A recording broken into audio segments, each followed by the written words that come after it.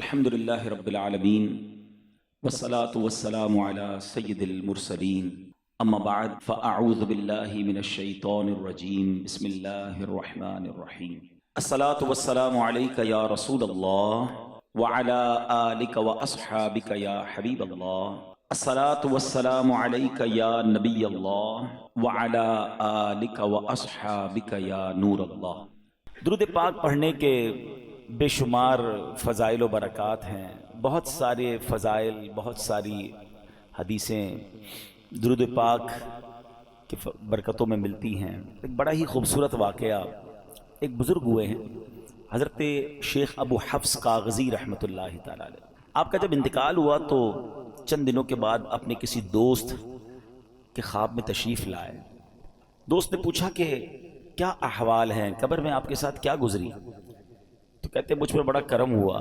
واقعہ یہ ہوا کہ جب مجھے قبر میں دفن کیا گیا، منکر نکیر، یہ وہ فرشتے ہیں جو سوال کرنے آتے ہیں، بولے وہ فرشتے جب آئے سوال کرنے تو مجھے اٹھا کر بٹھا دیا، سوال پوچھنے لگے۔ اتنے میں اللہ پاک کا فرمان آیا، اے فرشتوں ٹھہر جاؤ، اس بندے کے پہلے گناہ کاؤنٹ کرو، گناہ شمار کرو۔ کہتے میں تو ڈر گیا کہ اتنے گناہ، میرے گناہ جب کاؤنٹ ہونا شروع ہوئے تو ڈھیر لگ گئے گناہوں کے۔ اب اس کے بعد فرشتوں کو حکم ہوا کہ اس بندے نے ہمارے محبوب علیہ الصلوۃ والسلام پر دنیا میں جتنے درود بھیجے تھے وہ درود شمار کر۔ اب فرشتوں نے وہ درود کاؤنٹ کرنا شروع کیا۔ اللہ اکبر۔ کہتے ہیں خوش قسمتی سے، گناہ تو بہت تھے مگر خوش قسمتی یہ تھی کہ میرے درود میرے گناہوں سے زیادہ نکل آئے۔ فرشتوں کو حکم ہوا حسبکم یا ملائکتی، اے فرشتوں اب اتنا ہی حساب کافی ہے، اذهبوا به الى جنتی، اس بندے کو میری جنت میں لے جاؤ، یعنی اس کی قبر کو جنت کا باغ بنا دو۔ سبحان اللہ سبحان اللہ۔ اے میرے پیارے اسلامی بھائیو، گناہ بے حد ہیں، بہت زیادہ ہے، مگر درود کی کثرت تو کر لینا، توبہ کرتے رہیں، درود پڑھتے رہیں۔ اور درود واقعی ایسا وظیفہ ہے جو ایکچولی گناہوں کو مٹانے والا وظیفہ ہے۔ ایک حدیث پاک ہے، حدیث سنیے تاکہ آپ کو یہ ریئلائز ہو جائے کہ ہم جیسے گناہگار بندوں پر مہربانی کتنی بڑی کی گئی ہے۔ یہ درود ہمیں عطا کر کر نا ہم پر احسان کتنا بڑا کیا گیا ہے۔ قال رسول اللہ صلی اللہ علیہ وسلم، حدیث پاک سنیے گا، اور نسائی شریف کی حدیث ہے، من صلی علیہ صلاۃ واحدۃ صلی اللہ علیہ عشرہ، جس نے مجھ پر ایک بار درود پاک پڑھا اللہ پاک اس پر 10 رحمتیں نازل فرماتا ہے۔ وحطت عنہ 10 خطیئات، اور فرمایا اور 10 گناہ مٹاتا ہے۔ درود پڑھ رہے ہیں، ہر درود پر 10 گناہ بھی کم ہو رہے ہیں۔ پھر فرمایا وَرُفِعَتْ لَهُ 10 درجات، آقا فرماتے ہیں اور 10 درجات بلند فرماتا۔ ایک گریڈ دنیا میں بڑھانے کے لیے نا بندہ کدھر کدھر فائل لے کے گھوم رہا ہوتا ہے، سر 17 گریڈ سے 18 کرا دیں، 18 سے 19 کرا دیں، کسی طرح 20 گریڈ لگ جائیں، 21 22 کے بعد تو سنا گریڈ بھی ختم ہو جاتے ہیں۔ اسی گریڈ کے چکر میں لوگوں کی دنیا گزر گئی۔ ہر درود پر میرے آقا فرما رہے ہیں 10 درجے بلند ہو رہے ہیں۔ کیوں نہیں پڑھتے درود پاک؟ روز درجے بلند کریں، 10 گناہ معاف ہو رہے ہیں۔ تو سبحان اللہ، وہ ہے نا اعمال نہ دیکھے یہ دیکھا، محبوب کے کوچے کا ہے گدا۔ فرشتوں نے کیا کیا؟ اعمال نہ دیکھے یہ دیکھا، محبوب کے کوچے کا ہے گدا، مولا نے مجھے یوں بخش دیا۔ سبحان اللہ سبحان اللہ۔ تو انشاءاللہ غلامی مصطفیٰ کا اگر دامن ہاتھ میں تھاما ہوگا نا، سرکار علیہ الصلوۃ والسلام کی غلامی ہوگی، درود پاک کی کثرت ہوگی، تو انشاءاللہ خیر ہو جانی ہے۔ اور اللہ کی رحمت ویسے ہی بہت بڑی ہے۔ وہ غالباً مولانا حسن رضا خان صاحب کا شعر ہے نا، تیری رحمتوں سے کم ہیں میرے جرم اس سے زائد، نہ مجھے حساب آئے نہ مجھے شمار آئے۔ کیا خوبصورت کاؤنٹنگ پیش کی ہے۔ مولا مجھے اور کوئی حساب نہیں آتا، مجھے یہ نہیں پتا میرے جرم کتنے ہیں، مجھے ایک حساب آتا ہے کہ تیری رحمتوں سے کم ہیں۔ مجھے یہ پتا ہے بہت زیادہ ہے، میں مانتا ہوں بڑی خطائیں ہیں، بڑے جرم ہیں، مگر ایک حساب ضرور آتا ہے مجھے کہ جتنے بھی گناہ ہیں تیری رحمتوں سے کم ہیں، میرے جرم اس سے زائد نہ مجھے حساب آئے نہ مجھے شمار آئے۔ مولا اور کوئی کاؤنٹنگ نہیں آتی مجھے، ایک کاؤنٹنگ پتا ہے کہ جتنا تو بڑا رحیم ہے نا، تیری رحمت جتنی بڑی ہے اس کے مقابلے میں میرے گناہ کچھ نہیں۔ اسی کریم سے بھروسہ ہے، اسی رحمان سے بھروسہ ہے. بس درود پاک کی کثرت کیجئے، اللہ سے سچی محبت کیجئے، توبہ کیجئے. وہ بڑا کریم ہے، وہ رحمان ہے. جو وہ کروڑوں کو بخش رہا ہے تو مجھ جیسے گناہگار کو بخشنا اس کی رحمت کے لیے کیا مشکل ہے. اللہ ہم سب کی بخشش فرمائے. نیت کر لیں کہ بس انشاءاللہ آج کے بعد درود پاک کی کثرت کریں گے انشاءاللہ. آئیے مل کر محبت کے ساتھ باآواز بلند درود پاک پڑھ لیں. صلو علی الحبیب صلی اللہ تعالی علی محمد صلی اللہ علیہ وسلم. حضرت وہب بن منبہ رحمۃ اللہ تعالی علیہ بہت بڑے بزرگ ہیں، یہ تابعی بزرگ ہیں. آج یہ بھی سمجھ لے تابعی کس کو کہتے ہیں، صحابی کس کو کہتے ہیں. پہلے یہ ڈیفینیشن سمجھ لے. جس شخصیت نے سرکار دو عالم علیہ الصلوۃ والسلام کا ایمان کی حالت میں دیدار کیا یا صحبت اٹھائی. دیدار کرنا شرط نہیں ہے کیونکہ کچھ صحابہ نابینا بھی تھے. صحبت اٹھائی ایمان کی حالت میں اور ان کا انتقال بھی ایمان پر ہوا تو وہ صحابی ہیں. اور سبحان اللہ ہر صحابی جنتی ہے، ہر صحابی نبی ایسا بڑی کمال کی بات ہے. دنیا کا کوئی قطب، کوئی ابدال، کوئی غوث کسی صحابی کے مرتبے پر نہیں پہنچ سکتا ہے. لیکن غوث قطب ابدال کی کتنی عبادتیں ہیں. امام اعظم کے بارے میں آتا ہے 45 سال تک عشاء کے وضو سے فجر پڑھی. غوث پاک کے بارے میں آتا ہے آلموسٹ مور دین 30 ایئرز عشاء کے وضو سے فجر پڑھی، پوری رات کئی سالوں تک قرآن پڑھا. مگر کوئی بھی جس کو کہتے ہیں نا کہ غوث قطب ابدال کسی ایک صحابی کے مرتبے پر نہیں پہنچ سکتا. اور کئی صحابہ ایسے ہیں جنہوں نے کوئی نماز ہی نہیں پڑھی، کوئی روزہ نہیں رکھا. ہے نا عجیب بات. کیسے ہوتا تھا ایسا؟ جب نبی پاک غزوات کے لیے جاتے تھے، جنگ کے لیے جاتے تھے تو کچھ لوگ آتے تھے پیارے آقا کی بارگاہ میں، نبی پاک کی باتیں سنتے، آپ کا دیدار کرتے، کلمہ پڑھتے اور جنگ میں شامل ہو جاتے، شہید ہو جاتے. موقع ہی نہیں ملا نماز پڑھنے کا، کوئی وقت ہی نہیں آیا نماز پڑھنے کا. مگر مرتبہ کیا مل گیا کہ کسی غوث قطب ابدال کوئی برابر ہی نہیں پہنچ سکتا. تو پتہ یہ مرتبہ ملا کیسے تھا؟ یہ مرتبہ ملا ہے جلوائے جانا دیکھنے کی برکت سے. اچھا یہ بڑی عشق والی اور بڑی گہری بات ہے، کہیں پڑھی نہیں ہے ٹھیک ہے، لیکن ہے بڑی گہری بات. کہتے ہیں کسی کی منہ دکھائی ہوتی ہے، کسی کو دیکھ کر بندہ کہتا ہے آج اس کا دیدار کیا تو اس کو کوئی تحفہ دینا ہے. حبیب پاک کے چہرہ انور کی جس نے زیارت کر لی، صرف زیارت ایمان کی حالت میں کر لی اور اس کا خاتمہ ایمان پر ہو گیا، رب کریم نے اس کو انعام کیا عطا فرمایا کہ اس کو صحابی بنا دیا. اب دنیا کا کوئی غوث، کوئی قطب، کوئی ابدال اس کے مرتبے پر نہیں پہنچ سکتا. یہ محبوب کریم کے جلوے کی رعنائیاں اور ان کے دیدار کی برکتیں ہیں. اور پھر تابعی کس کو کہتے ہیں؟ یہ سیکنڈ لیئر ہے. فرسٹ لیئر صحابی ہے، سیکنڈ لیئر ہے تابعی. یہ وہ لوگ ہیں کہ جنہوں نے کسی صحابی کا ایمان کی حالت میں دیدار کیا اور ان کا خاتمہ بھی ایمان پر ہوا. یہ ہے تابعی. تابعی بھی جنتی ہیں. اور پھر فرمایا کہ جس نے کسی تبع تابعی کہلاتے ہیں، جس نے ایمان کی حالت میں کسی تابعی کا دیدار کیا اور اس کا انتقال بھی ایمان پر ہوا، اس کو تبع تابعی کہتے ہیں. یہ 3 ادوار ہیں. کبھی آپ کتاب میں پڑھیں گے نا، پرانی کتاب میں قرون ثلاثہ پڑھیں گے آپ.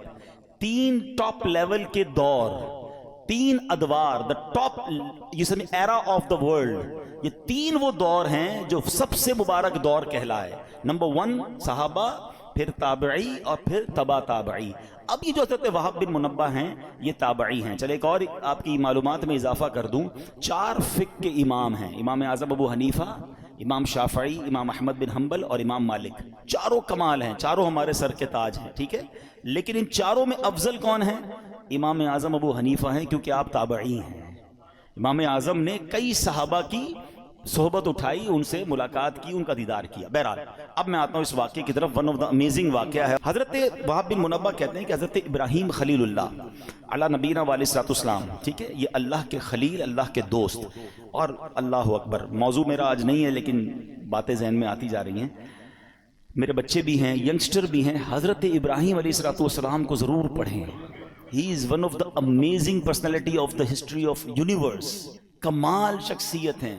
حضرت ابراہیم کی بہت ساری شانیں ہیں، مگر جو کمال کی بات میں آپ کو بتاؤں کہ چار جو آسمانی مذاہب ہیں نا، ان چاروں مذہبوں میں حضرت ابراہیم کا ادب ہے، آپ کا احترام ہے، وہ تمام آپ کو مانتے ہیں، نمبر 1۔ نمبر 2، آپ ابو الانبیاء ہیں، حضرت ابراہیم کے بعد جتنے نبی آئے وہ سب آپ کی اولاد میں سے، اس لیے آپ کو ابو الانبیاء بھی کہا جاتا ہے۔ بہرحال اب حضرت ابراہیم علیہ السلام کو حکم ملا کہ رخت سفر باندھیں، دنیا کا سفر کریں اور ہمارے عجائبات دیکھیں، اللہ کی قدرت کے نظارے دیکھیں۔ تو آپ نے رخت سفر باندھا اور روانہ ہو گئے۔ تو چلتے چلتے جب آپ ساحل سمندر کے قریب پہنچے تو وہاں آپ کو ایک غلام دکھائی دیا جو بکریاں لیے جا رہا تھا۔ حضرت ابراہیم علیہ السلام نے اس سے پوچھا کہ اے غلام، کیا تمہارے پاس پانی یا دودھ ہے؟ تو عرض کیا جی ہے، جو آپ کہیں آپ کو پیش کر دوں گا۔ آپ کو کیا چاہیے آپ بتائیے، پانی چاہیے یا دودھ چاہیے؟ تو حضرت ابراہیم نے کہا کہ پانی پلا دو۔ اس نے اپنا ڈنڈا اٹھایا اور قریبی چٹان کے پاس گیا، وہاں رک کر کچھ بولا، چٹان پر اس نے اپنا عصا مارا تو چٹان سے پانی کا چشمہ جاری ہو گیا۔ حضرت ابراہیم کو اس نے پانی بھر کے پانی پلا دیا۔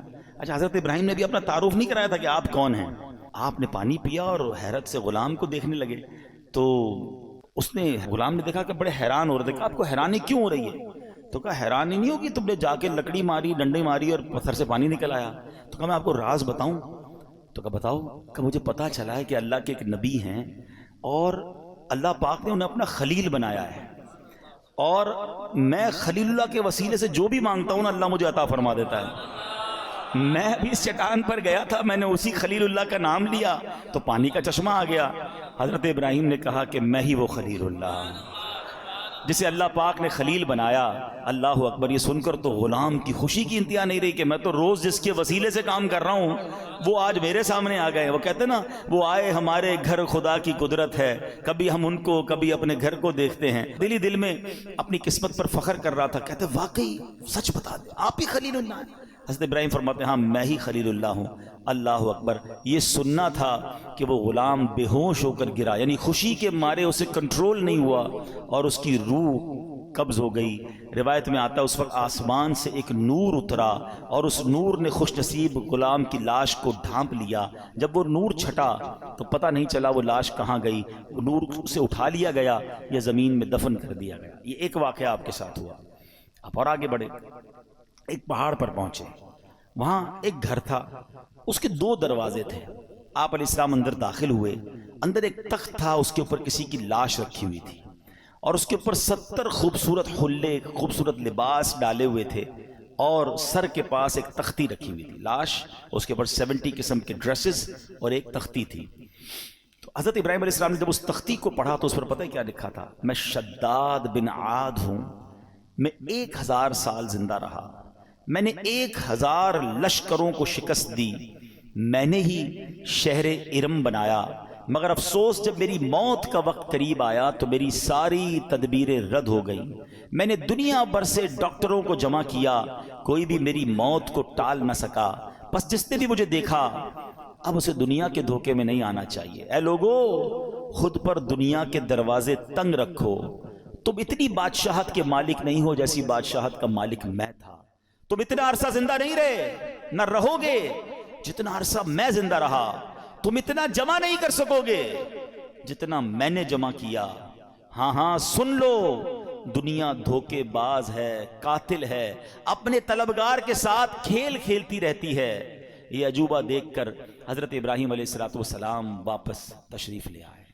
شاعر کہتے ہیں نا، بے وفا دنیا پہ مت کر اعتبار، تو اچانک موت کا ہوگا شکار، موت آ کر ہی رہے گی یاد رکھ، جان جا کر ہی رہے گی یاد رکھ، گر جہاں میں 100 برس تو جی بھی لے، قبر میں تنہا قیامت تک رہے، جب فرشتہ موت کا چھا جائے گا، پھر بچا تجھ کو نہ کوئی پائے گا، موت آئی پہلوان بھی چل دیے، خوبصورت نوجوان بھی چل دیے، دنیا میں رہ جائے گا یہ دبدبا، زور تیرا خاک میں مل جائے گا۔ 2 واقعات، اور ان دونوں واقعات میں ہمارے لیے بہت کچھ سیکھنے کو ہے۔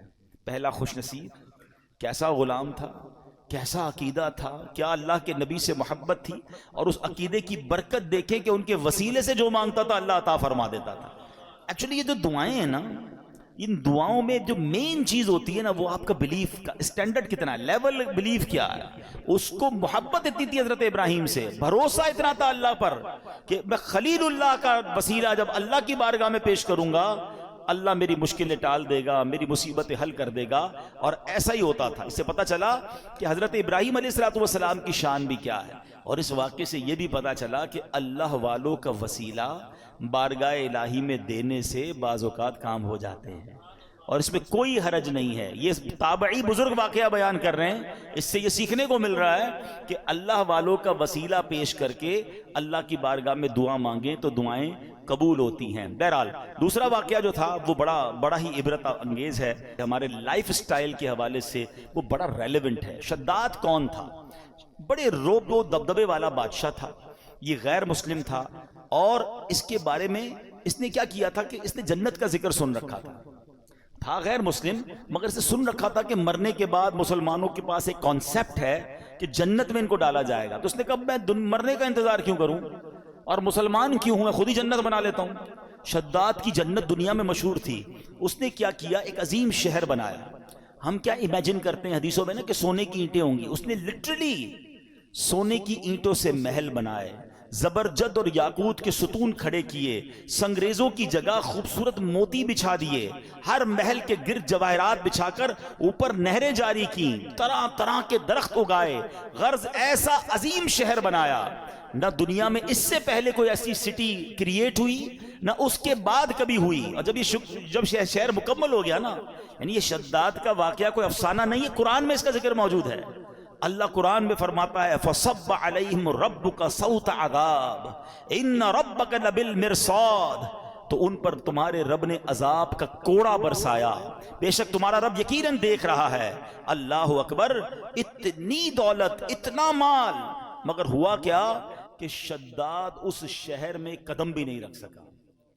جب وہ کریٹ ہو گیا, جب اس کی اوپننگ سیریمنی کا وقت آیا, شداد کو بلایا گیا کہ جناب اب آپ نے اس شہر میں داخل ہونا ہے جو آپ نے جنت دنیا میں بنائی ہے, مگر اس سے پہلے اسے موت نے آ لیا. جہاں میں ہے عبرت کے ہر سو نمونے, مگر تجھ کو اندھا کیا رنگ و بو نے. کبھی غور سے بھی یہ دیکھا ہے تو نے, جو آباد تھے وہ محل اب ہیں سونے, جگہ جی لگانے کی دنیا نہیں ہے, یہ عبرت کی جا ہے تماشا نہیں ہے. ایسے کئی واقعات آپ نے بھی دیکھے ہوں گے, اپنی لائف میں دیکھے ہوں گے. بڑی تیاری کرتا ہے انسان, بڑی پلاننگ کرتا ہے, ابھی یہاں پہنچنا ہے, ابھی یہ گھر کمپلیٹ کروں گا, ابھی یہ بلڈنگ بنا لوں گا, ابھی بزنس سیٹل کروں گا, ابھی فلاں ملک پہنچ جاؤں گا, اور اچانک اس کی زندگی کا وقت پورا ہو جاتا ہے. آپ کو پتہ ہے شب برات جو رات ہے وہ رات کون سی رات ہے کہ اس رات فیصلے ہونے ہیں, اس رات یہ لکھا جانا ہے. جی ہاں, روایتوں میں مضمون ملتا ہے کہ یہ وہ رات ہے کہ جس رات یہ ڈیسیشن لیا جائے گا کہ اگلے سال کس نے مرنا ہے. یہ وہ رات ہے جس رات فیہا یفرق کل امر حکیم, قرآن کہتا ہے اس رات میں ہر حکمت والا کام بانٹ دیا جاتا ہے. نصف شعبان کی جب رات آتی ہے نا, حضرت عطا بن یسار فرماتے ہیں کہ 15th نائٹ آف شعبان جب رات آتی ہے تو حضرت ملک الموت کو ایک چھوٹی کتاب, ایک صحیفہ دیا جاتا ہے, حکم دیا جاتا ہے اس میں جن کے نام لکھے ہیں ان کی روح اس سال قبض کر لینا. یہ ڈیوٹی دے دی جائے گی کہ اس اگلے سال میں کس نے دنیا سے جانا ہے. وہ آپ فرماتے ہیں آدمی شادی بیاہ میں مصروف ہوتا ہے, گھر کی تعمیر و ترقی میں لگا ہوتا ہے, جبکہ اس کا نام مردوں کی فہرست میں لکھا جا چکا ہوتا ہے.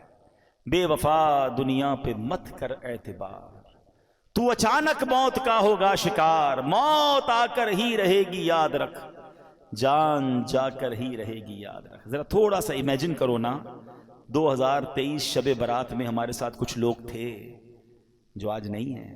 اٹ مینز ان کا نام اس رات ڈیسائیڈ ہو چکا تھا اور وہ ڈیلیور کر دیا گیا تھا. ہمیں نہیں, ان کو بھی نہیں پتا تھا, ہمیں بھی نہیں لگتا تھا یار یہ تو آس پاس ہی رہتے ہیں یار, یہ کدھر جائے گا. مگر he is not with us right now. کہاں ہیں؟ اپنی قبر میں. اگلی شب برات پھر آنی ہے, ہو سکتا ہے پھر مسجد میں اجتماع ہوگا, ہو سکتا ہے میں نہ ہوں, ہو سکتا ہے آپ نہ ہوں.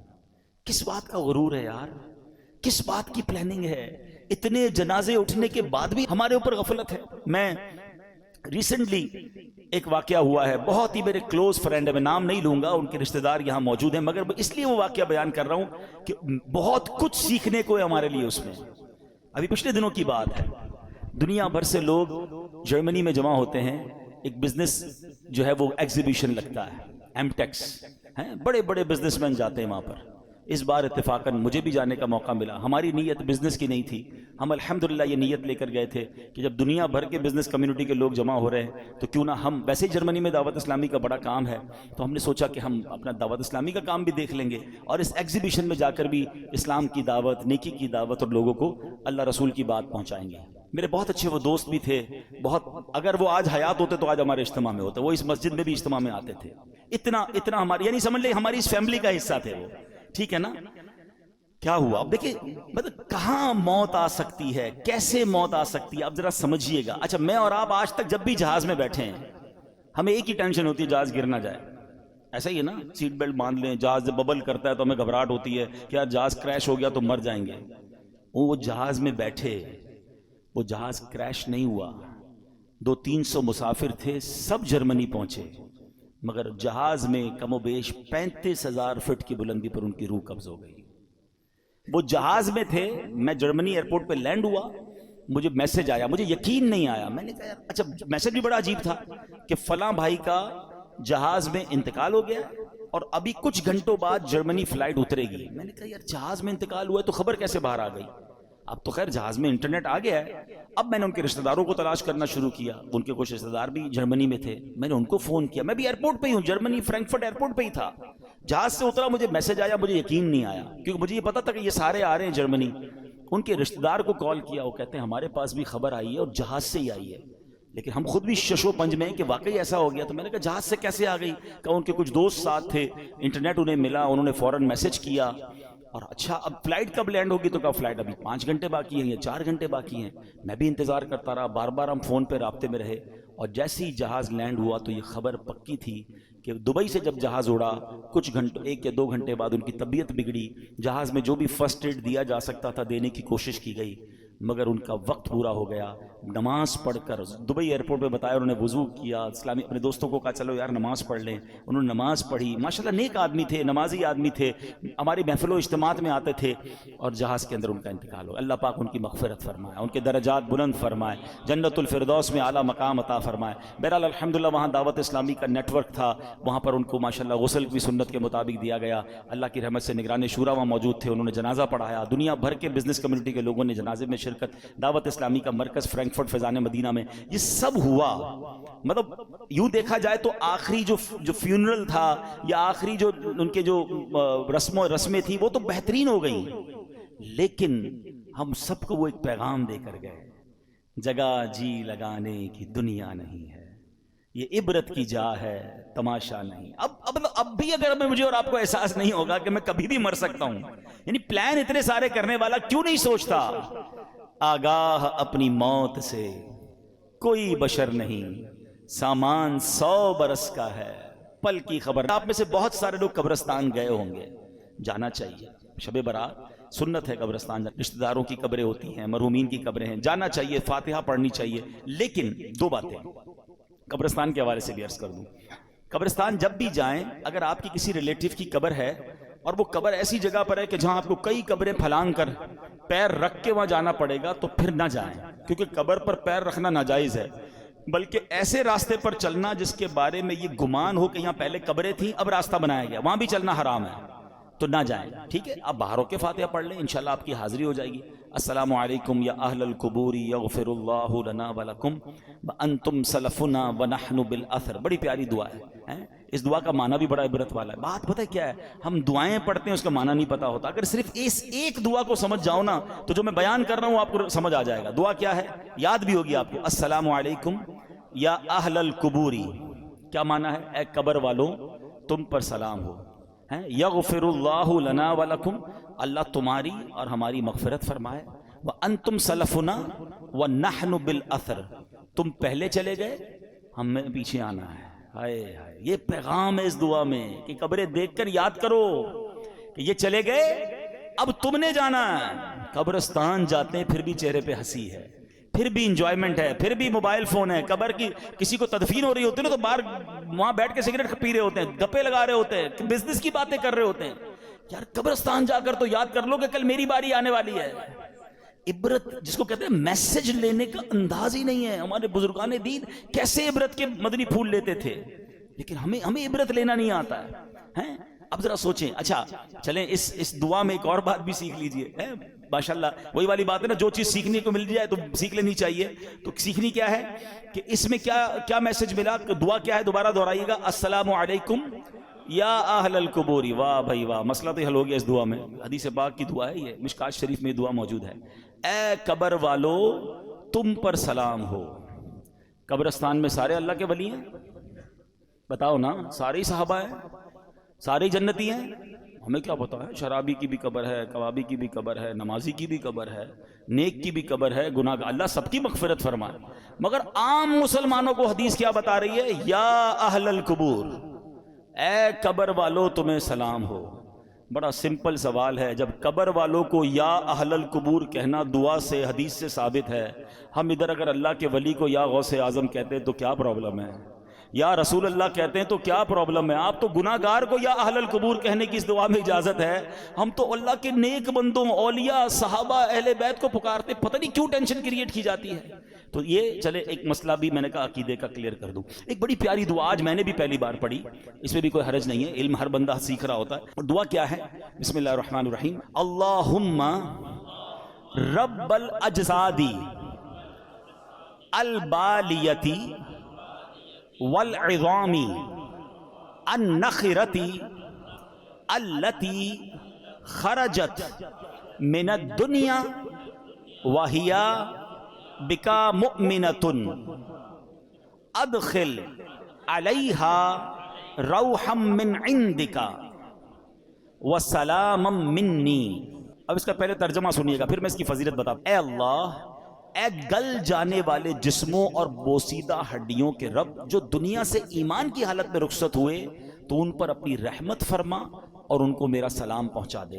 اچھا یہ دعا جو ہے اس کی جو فضیلت ہے شرح الصدور میں ہے کہ جو بندہ قبرستان میں داخل ہو کر یہ دعا پڑھے تو حضرت آدم سے لے کر دعا پڑھنے کے وقت تک جتنے مسلمان فوت ہوئے یہ سب دعا پڑھنے والے کے لیے دعائیں مغفرت کریں گے. یعنی اربوں مسلمان جو دنیا سے چلے گئے، اس کیونکہ ہم نے سب کے لیے دعا کر دی نا، تو وہ مردے بھی جو دنیا سے چلے گئے، پردہ فرما گئے، وہ ہمارے لیے دعا کریں گے. تو یہ شرح الصدور بڑی کمال کی کتاب ہے، امام جلال الدین سیوطی شافعی رحمۃ اللہ تعالیٰ نے لکھی، اور انہوں نے اس میں یہ دعا لکھی ہے. دیکھیں جہاں ثواب کا موقع ملے، جہاں برکت کا موقع ملے اسے اچیو کرنا چاہیے. فوراً ہی اگر کوئی اسکیم آتی ہے، فلاں بورڈ آتا ہے کہ یار یہاں یہ بار کیا آج کل کہتے ہیں وہ کوڈ یوز کر لو تو آپ کو اتنا % ڈسکاؤنٹ مل جائے گا، بندہ فوراً کوڈ نوٹ کر رہا ہوتا ہے، فوراً پکچر کھینچ لیتا ہے کہ یار یہ والے کوڈ سے یہ والی ویب سائٹ پہ فائدہ ہوگا. میں بھی چھوٹا سا کوڈ ہی بتا رہا ہوں بھائی، اور علماء کرام اور بزرگان دین کی اس کتابوں سے بتا رہا ہوں کہ اس کو پڑھ لو قبرستان میں جا کر، اور دعا ہی ہے نا، اس میں حرج تو کوئی نہیں ہے، تو سب جانے والوں کے لیے دعا ہے. تو بہرحال اللہ کرے کہ ہم اس طرح نیکیاں کمانے کا بھی ہمارے اندر شوق پیدا ہو جاتا. تو بہرحال آج ہماری جو گفتگو چل رہی تھی کہ ہمیں اپنی قبر کی تیاری کرنی ہے، اپنی موت کی تیاری کرنی ہے. شب برات جو ہے نا وہ ہمیں بہت کچھ درس دیتی ہے، اور پھر سب سے زیادہ ہمیں اس بات پر غور کرنا ہے کہ ہمیں اللہ کے خوف کو دل میں پیدا کرنا ہے. حضرت ابو بکر صدیق رضی اللہ، میں آپ کو ان کا واقعہ سناتا ہوں. آپ سے بڑا کون سا صحابی ہے؟ آپ سے بڑھ کر کس کے جنتی ہونے میں شک آپ کر سکتے ہیں؟ نہیں، آپ تو قطعی جنتی بھی کیسے ہیں کہ نبی پاک کی زبان سے جنت کی بشارت سنی، بلکہ کتنی بار بشارت سنی. پیارے آقا علیہ السلام نے ایک بار پتہ کیا فرمایا؟ دیکھیں کیسا پیار ہے. ایک بار نبی پاک تشریف لائے صحابہ کرام میں، سیدھے ہاتھ میں صدیق اکبر رضی اللہ تعالیٰ کا ہاتھ ہے، بائیں ہاتھ میں حضرت عمر فاروق کا ہاتھ ہے، اور تشریف لائے اور آ کر فرماتے ہیں آج دیکھ لو جیسے آج آئے ہیں محشر کے دن بھی ایسے ہی آئیں گے. کیا ساتھ ہے. اچھا پھر ایک اور ایمان افروز بات بتاؤں، چلیں یہ بھی بہت سیکھنے کو ملے گا آپ کو. ہم انسان کی قبرستان جاتے ہو نا، ایک جملہ سنا ہوگا آپ نے، پہنچی وہیں پہ خاک جہاں کا خمیر تھا. یہ محاورہ سنا ہے نا، یہ صحیح محاورہ ہے. بندہ دفن وہیں ہوتا ہے جہاں کی اس کی مٹی ہوتی ہے. روایتوں میں آتا ہے کہ ہمیں جب بنایا گیا نا، مٹی سے بنے نا، انسان کو اسی مٹی سے بنایا جاتا ہے جس مٹی میں اس کی تدفین ہونی ہے. آپ کے ساتھ کئی بار ایسا ہوا ہوگا. پھر ایک مجھے ہمارے اسی طرح کے دوست یاد آ گئے, تھوڑے دنوں پرانی بات ہے, کافی عرصے سے وہ کینیڈا میں رہتے تھے, بڑے بیمار تھے, بڑے مسائل ان کے چل رہے تھے. ان کو کہا گیا کہ یار آپ تھوڑے دنوں کے لیے پاکستان بھی آ جائیں. وہ پاکستان آئے اور آتے ہی دوسرے دن ان کا انتقال ہو گیا. تو سب کہتے تھے یار ان کی مٹی یہاں کی لکھی ہوئی تھی. ایسا ہی نا, ایسا آپ کے ساتھ سنا ہوگا, بندہ کہیں جاتا ہے اس کا انتقال ہو جاتا ہے.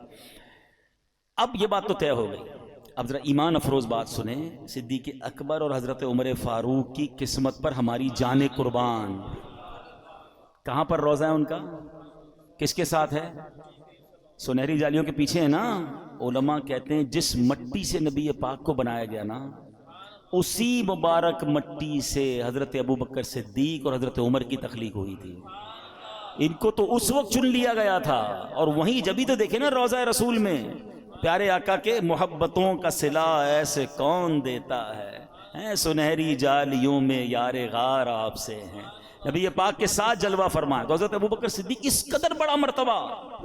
مگر خوف خدا دیکھو یار, ہم گناہوں سے بھرے ہوئے صبح و شام گناہ کریں اور شرم نہیں آتی, قبر یاد نہیں آتی, اللہ کی بارگاہ میں پیش ہونا یاد نہیں آتا. صدیق اکبر کو دیکھیں, فرماتے ہیں کہ آپ نے ایک دن بیٹھے ہوئے تھے, آخرت کے احوال پر غور و فکر کر رہے تھے.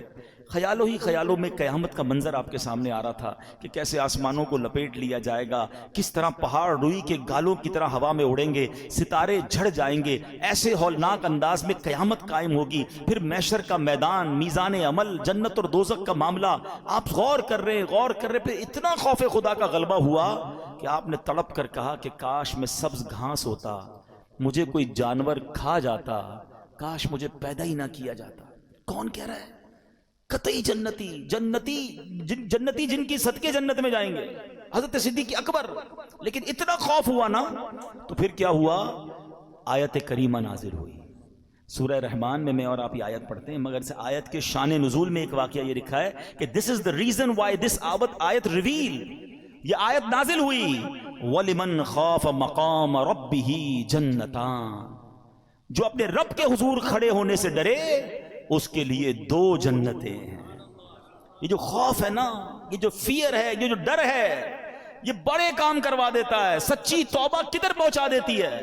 کتنا بڑا انعام دیا کہ صدیق اکبر رضی اللہ عنہ کا جو یہ خوف تھا جس کی وجہ سے یہ آیت نازل ہوئی, فرمایا آپ کا مقام یہ ہے کہ آپ کے لیے 2 جنتیں ہیں. رب نے گویا یہ قرآن میں پیغام دے دیا کہ جو اللہ کی بارگاہ پہ کھڑے ہونے سے ڈرے اس کے لیے 2 جنتیں ہیں. اسی طرح کا ایک اور واقعہ, حضرت عمر فاروق رضی اللہ تعالیٰ کے دور مبارک میں ایک نوجوان تھا, بڑا متقی تھا, بڑا پرہیزگار تھا. لوگ اس کی نوجوان کی عبادت دیکھ کر حیران ہو جاتے تھے.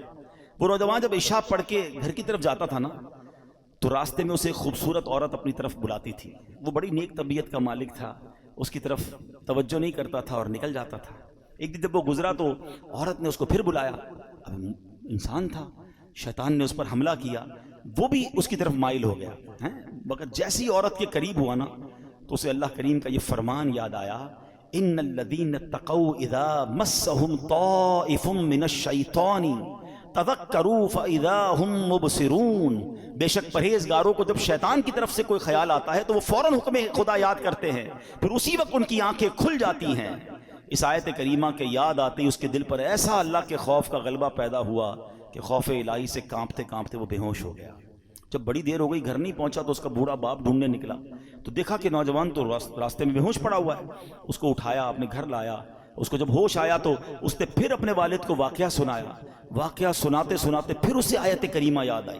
پھر وہ آیت کریمہ اس نے پڑھی تو اس کی زوردار چیخ نکلی اور اس کا دم ہی نکل گیا. حضرت عمر فاروق رضی اللہ عنہ کو اس نوجوان کے بارے میں پتہ چلا کہ ایسا نوجوان اتنا خوف خدا والا, اور اللہ کے خوف سے اس کا انتقال ہو گیا. آپ اس کی قبر پر آئے اور یہ آیت کریمہ پڑھی, وَلِمَنْ خَافَ مَقَامَ رَبِّهِ جَنَّتَانِ, جو اپنے رب کے حضور کھڑے ہونے سے ڈرے اس کے لیے 2 جنتیں ہیں. حضرت عمر فاروق جب یہ آیت پڑھی نا, تو قبر میں سے اس نوجوان نے جواب دیا, اے امیر المومنین, میرے رب نے بے شک مجھے 2 جنتیں عطا فرما دی ہیں. ہاں, جب رب بخشنے پہ آتا ہے نا, تو کریم ہی جو ٹھہرا تو کرم کے کیا ٹھکانے, تو نوازنے پہ آئے تو نواز دے زمانے. بات یہ ہے کہ اللہ سے دوستی بندہ کر لے, اللہ کا خوف تو دل میں رکھے نا. چھپ چھپ کر گناہ ہو رہے ہیں, اللہ کو ناراض کیا جا رہا ہے, موج مستی ہو رہی ہے, اللہ کی بارگاہ میں پیش ہونے کی فکر ہی نہیں ہے, یہ نہ کرو. اب تو رمضان آنے والا ہے، اب تو وہ مہینہ آنے والا ہے جس میں ویسے ہی اللہ کریم کی رحمتوں کے دروازے کھل جانے ہیں. تو اب سچی توبہ کر لیجئے، اپنے گناہوں سے معافی مانگ لیجئے، اللہ کے قریب ہو جائیے، اور یقین کریں اللہ معافی مانگنے والوں کو بڑا پسند فرماتا ہے. وہ ایسے نوازتا ہے نا، آئے ہے. ابھی آپ نے ایک واقعہ سنا، ایک اور واقعہ سناتا ہوں پھر بیان کمپلیٹ کرتے ہیں. ایک کسائی تھا، قصاب، ٹھیک ہے، اور اس کی ایک پڑوس کے اندر ایک خادمہ تھی، کام کرنے والی تھی. وہ اس کو بڑی پسند تھی، اس کی نیت اس کے بارے میں خراب تھی. تو ایک دن وہ کہیں جا رہی تھی تو یہ بھی اس کے پیچھے پیچھے ہو لیا.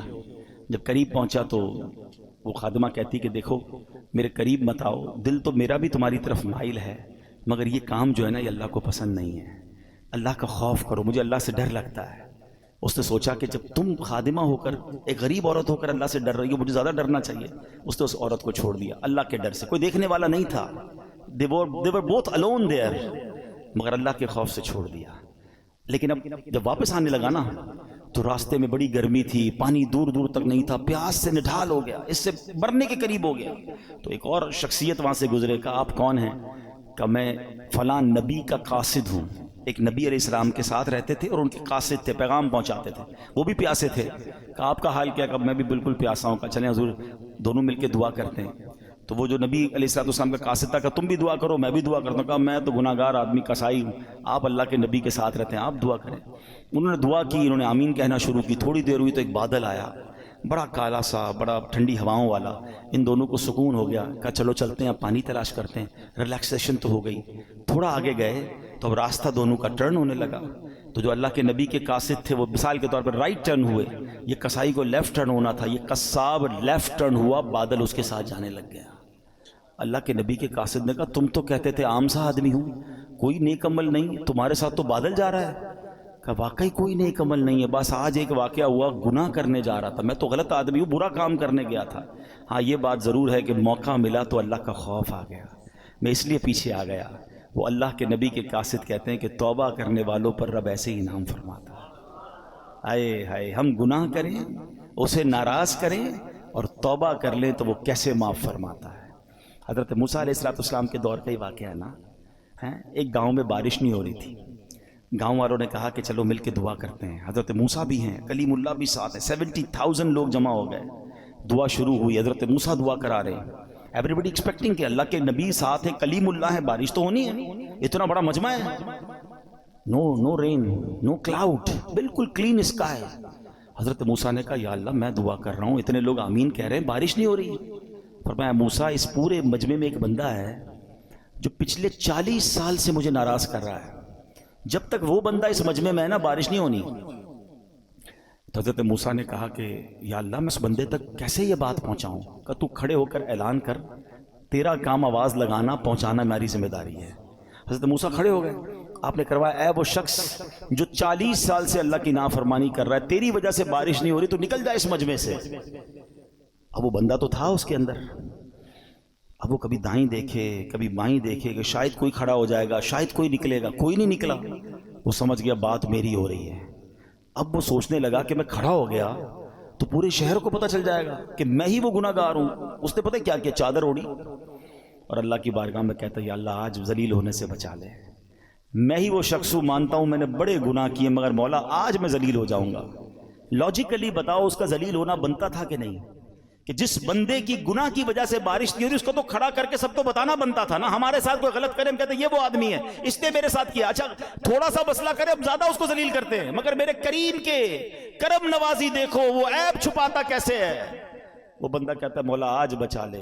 تھوڑی دیر ہوئی تو بادل آئے اور بارش برسنا شروع ہو گئی. حضرت موسیٰ کہتے ہیں یا اللہ بندہ تو کوئی نہیں نکلا، بارش کیسے ہو گئی؟ اللہ فرماتا ہے اے موسیٰ اس بندے نے مجھ سے دوستی کر لی ہے. حضرت موسیٰ کہتے ہیں یا اللہ بندہ تو دکھا دے، اب تو ملا دے تیرا دوست کون ہے. آئے ہائے، پتہ ہے کیا فرمایا رب نے؟ فرمایا موسیٰ جب وہ میرا نافرمان تھا تب میں نے اسے ظاہر نہیں کیا، اب تو میرا دوست بن گیا، میں تجھے کیسے ظاہر کر دوں. یہ ہے میرا رب. کاش مجھے اور آپ کو سمجھ آ جائے. دنیا والوں کو میرا ایک ایپ پتہ چل جائے تو واٹس ایپ گروپ میں چلتے ہیں وہ میسج، سوشل میڈیا پہ چلتے ہیں، ویب سائٹوں پر اور اخباروں میں چلتے ہیں، مزے لیتے لوگ ہمارے ایپ کے. ارے دنیا کو تو پتہ ہی کچھ نہیں ہے جو میرے رب کو پتہ ہے. بچپن سے نافرمانیاں کر رہا ہوں, بچپن سے اسے ناراض کر رہا ہوں, چھپ چھپ کے گناہ کر رہا ہوں, وہ سب جانتا ہے. مگر کیسا کریم ہے, صرف چھپا نہیں رہا, وہ صرف چھپاتا تھا وہ بھی بڑی مہربانی تھی, وہ عزتیں بھی دے رہا ہے, وہ نعمتیں بھی دے رہا ہے, وہ مجھے کھلا بھی رہا ہے, وہ مجھے بڑا بھی کر رہا ہے, مجھے رزق بھی دے رہا ہے, مجھے میری فیملی کا سکھ بھی دے رہا ہے, مجھے دولت بھی دے رہا ہے, کیونکہ دے تو وہی رہا ہے نا. اس کو سب پتا ہے, وہ پھر بھی دے رہا ہے.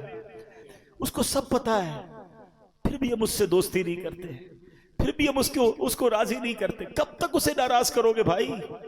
آج کر لو توبہ, آج کر لو اس سے دوستی. وہ شاعر کہتے ہیں نا, تجھے تو خبر ہے میں کتنا برا ہوں, تجھے تو خبر ہے میں کتنا برا ہوں, تو عیبوں کو میرے چھپایا الہی, تو عیبوں کو میرے چھپایا الہی. تو آج سچی توبہ کر لے, چھوڑ دے گناہ. اگر نماز قضا ہو رہی ہے اب نماز قضا نہ کرے. شب برات کروڑوں بخشے جائیں گے, مگر حدیث میں 6 قسم کے گناہگار بتائے گئے جو نہیں بخشے جائیں گے. ہاں, شراب کا عادی نہیں بخشا جائے گا, ماں باپ کا نافرمان نہیں بخشا جائے گا, زنا کرنے والا بدکاری کا عادی نہیں بخشا جائے گا, رشتہ داریاں کاٹنے والا نہیں بخشا جائے گا, چغل خور نہیں بخشا جائے گا, ایک روایت کے مطابق تکبر والا لباس پہننے والا نہیں بخشا جائے گا, تصویریں بنانے والے مجسمے بنانے والے نہیں بخشے جائیں گے. خدا را آج توبہ کر لیجئے, راضی کر لیجئے اللہ کو. اگر یہ گناہ ہو بھی گئے نا وہ بڑا کریم ہے, توبہ کریں اور نیت کریں کہ آج کے بعد ہماری کوئی نماز قضا نہیں ہوگی. آج کے بعد انشاءاللہ نہ شراب کے پئیں گے, نہ شرابیوں کے قریب جائیں گے انشاءاللہ. ایسی محفلوں میں بھی نہ جائیں کہ جو ہمیں ان گناہگاروں کے ساتھ بیٹھ کر آپ کیسے امید رکھتے ہیں کہ میں شرابیوں, جواریوں, بدکاروں کے ساتھ بیٹھ کر اللہ کا نیک بندہ ہو جاؤں گا اور اللہ مجھ سے راضی ہو جائے گا. تھوڑے دنوں پہلے ہی تو کووڈ وائرس آیا تھا, ڈسٹنس کیسا رکھتے تھے, سوشل ڈسٹنس, سوشل کتنا سمجھ آ گئی تھی, نہیں بھائی دور رکھو اس کو, اس کے اندر وائرس ہے یا وائرس جیسی سمٹمز ہیں. ادھر لعنت برس رہی ہے شرابیوں پر, تم اس کے ساتھ بیٹھے ہو. جو بدکار ہیں, جو جوئے کھیل رہے ہیں, آپ کہتے ہیں میں نہیں پیتا میں بیٹھتا ہوں, کیوں بیٹھنا ہے ان کے ساتھ؟ جدھر میرا رب ناراض ادھر اس کے ساتھ میں نے کیوں بیٹھنا ہے؟ اچھی محفلوں میں آیا کریں, اچھے لوگوں میں بیٹھا کریں. دعوت اسلامی کا ماحول آپ کے سامنے جو الحمدللہ ہمیں اللہ کی رحمت سے ہمیں نیک لوگوں کے ساتھ بیٹھ کر سدھرنے کا موقع ملتا ہے. اور قبر اگر روشن کرنی ہے نا, آج قبر کی بات ہو رہی ہے نا, تو قبر روشن کرنے کے لیے سب سے پہلی چیز عقیدہ ہے. اللہ پاک سے متعلق, رسولوں, صحابہ, اہل بیت سے متعلق, اولیاء کرام کے بارے میں یہ سب عقیدہ بالکل ہمارا قرآن و سنت کے مطابق ہونا چاہیے.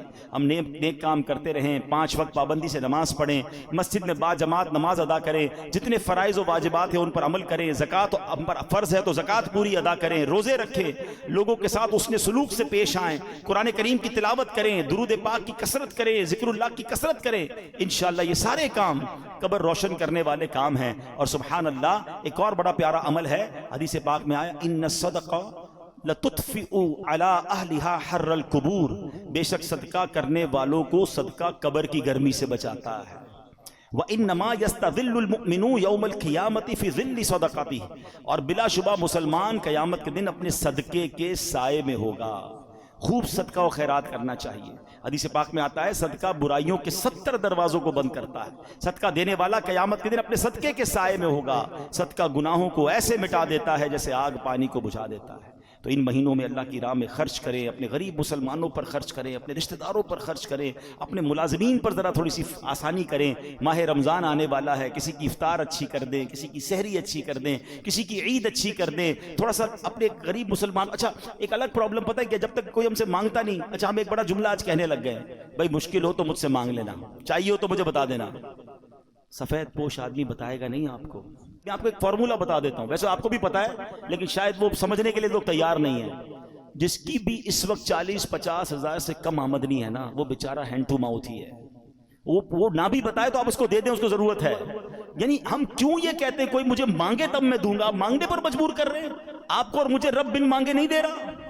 آپ یہ بنو نا. اب ہم سحری افطاریاں بہت سارے لوگ مسجدوں میں کراتے ہیں، میں کہتا ہوں کرانا چاہیے، لیکن آپ سوچیں مسجد میں نمازی پھر بھی سحری افطاری میں بہت اچھا کھا لیتے ہیں. کئی ہماری بہنیں مسجد میں تو نہیں آ سکتی نا، ان کے گھر میں کیا بنتا ہوگا؟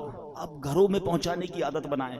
گھروں روڈوں پہ سحری افطاری ہو رہی ہے ٹھیک ہے، لیکن اس سے زیادہ ضروری ہے کہ آپ بغیر بتائے کسی کے دروازے پر آپ کے، میں کہتا ہوں ڈھونڈنے کی بھی ضرورت نہیں ہے. آپ کے اپنے ملازمین دیکھ لو یار، آپ کے اپنے رشتہ دار دیکھ لو، اپنے پڑوسی دیکھ لو. 40,000 سے جس کا اسکیل 50,000 سے نیچے ہے نا، آپ اس کو راشن بھیجو گے وہ خوشی خوشی رکھ لے گا.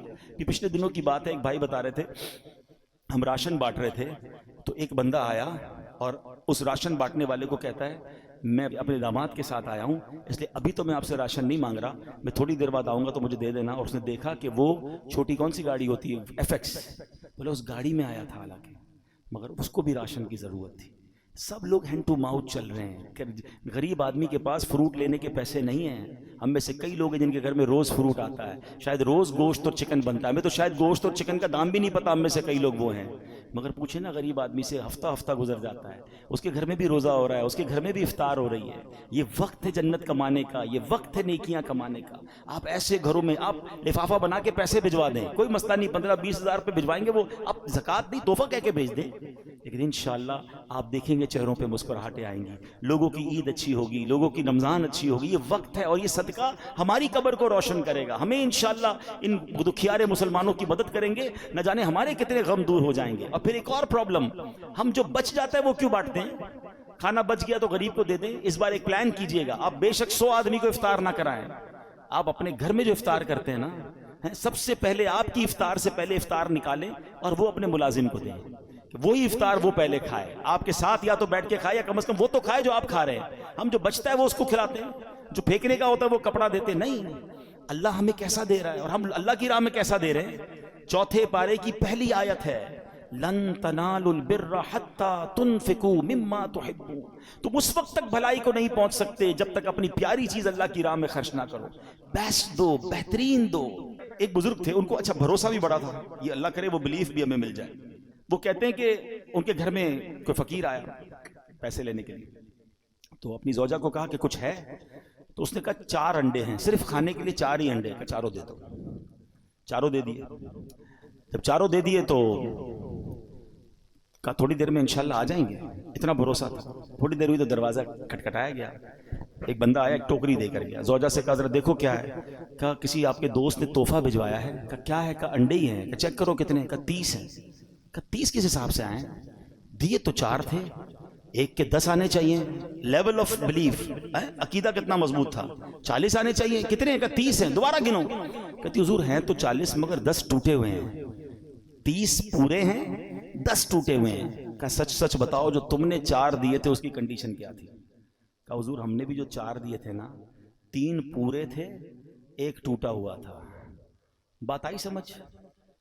پورے دو گے پورے ملیں گے، ٹوٹے دو گے ٹوٹے ملیں گے. اب سمجھ جاؤ دیتے کیا ہو؟ بچا ہوا ہے پھینکنے والا، وہ اللہ کی راہ میں دینا ہے. پھر کیا ایکسپیکٹ کرو گے؟ ارے دو نا دل کھول کے بہترین، سب سے اچھا اللہ کی راہ میں دو. دوبارہ جملہ یاد کر لو، پورے دو گے پورے ملیں گے، ٹوٹے دو گے ٹوٹے. ہم تو جو بچتا ہے وہ اللہ کی راہ میں دینا ہے. بلکہ اتنا پتہ نہیں دنیا سے محبت اتنی ہو گئی ہے. ابھی اگر مسجد کے لیے اعلان ہو نا چندہ دیں، چلو سخاوت کا آج ذہن بن بھی گیا بھائی 100 روپے دینے، 500 روپے دینے. پرس نکالا، 2 100 کے نوٹ ہیں، ایک کڑک والا ایک پرانا پھٹنے والا. سچ بتاؤ مسجد کے ڈبے میں کون سا ڈالتے ہیں؟ کیوں؟ پرانا نیا والا 102 کا نہیں ہے، وہ بھی 100 کا ہے. اللہ کی راہ میں دینا نا، وہ یار یہ والا دے دو یار، یہ نکالو. کمال ہے یار. اپنے بچے کے لیے برانڈڈ چیز لینی ہے، اللہ کی راہ میں پھینکنے والی چیز لینی ہے. اللہ دل دیکھتا ہے. اللہ کو تھوڑی چاہیے ان چیزوں کی، اللہ کی بارگاہ میں تھوڑی جاتی ہے میری چیزیں. وہ دل دیکھ رہا ہے کہ یہ بندہ جب بھی میری راہ میں خرچ کرتا ہے جو اس کے کام کا نہیں وہ خرچ کرتا ہے. کہیں ایسا نہ ہو کہ اپنی رحمتوں کو وہ روک لے. جب وہ بے گنے دے رہا ہے، میری اوقات سے بڑھ کر دے رہا ہے، تو بانٹو نا. بھائی زکوٰۃ پوری ہو گئی، بھائی ہم نے حساب کر لیا اب اور نہیں دینے. ارے بھائی نیکی کا کام آیا دے دو، کوئی بات نہیں، اللہ بھی تو دے رہا ہے. زکوٰۃ سے اوپر دینا منع تو نہیں ہے، صدقہ دینا منع تو نہیں ہے. تو خرچ خرچ کیا کریں. اللہ پاک ہمیں عمل کرنے کی توفیق عطا فرمائے. رب کریم ہم سب کی مغفرت فرمائے, ہمارے گناہوں کو معاف فرمائے, ہمارے ماں باپ کو بخش دے. بس اللہ سے یہ دعا ہے ہمیں درازی عمر بالخیر عطا کر دے, ہمارے رزق میں برکت عطا فرما. آمین بجاہ النبی الامین صلی اللہ تعالی علیہ وسلم.